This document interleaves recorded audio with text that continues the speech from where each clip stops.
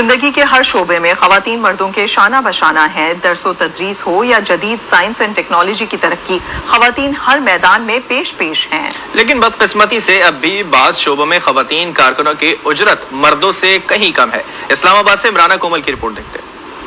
सिनफी इम्तियाज का खात्मा वक्त की जरूरत, हर शोबे में मिले मर्द के मुसावी उजरत। UNDP की रिपोर्ट के मुताबिक पाकिस्तान में खवातीन कारकुनों को सालाना 500 बिलियन रुपए अदा ही नहीं किए जाते। पाकिस्तान कमीशन पर इंसानी हकूक की सरबराह हिना जिलानी का कहना है कि आइन के मुताबिक कारकुनान खवातीन को मुसावी तनख्वाहें दी जाएं। खवातीन के हवाले से उनकी एम्पावरमेंट तब तक नहीं होगी जब तक उनकी वेजेस के हवाले से, उनके काम की रिकॉग्निशन के हवाले से उनको इक्वालिटी ना मिले। इंसानी हकूक का मसला है, ये सिर्फ औरतों और मर्दों का मसला नहीं है। ये एक एक्चुअली पूरी दुनिया में भी एक मूवमेंट चल चुकी है और चल भी रही है, और पाकिस्तान में भी अब आगाही आ रही है इस इशू के ऊपर कि खवातीन जो एक औरत है और एक मर्द है जो सेम पोजीशन पे काम कर रहे हो तो उनको सेम तनख्वाह मिलनी चाहिए। मुख्तलिफ शोबों से वाबस्ता रहनुमाओं ने कहा है कि बराबरी का दावा तभी सच होगा जब तनख्वाहें भी बराबर हों। जो मसावी तनख्वाह की बात है उनकी भी जो है उजरत कम होती है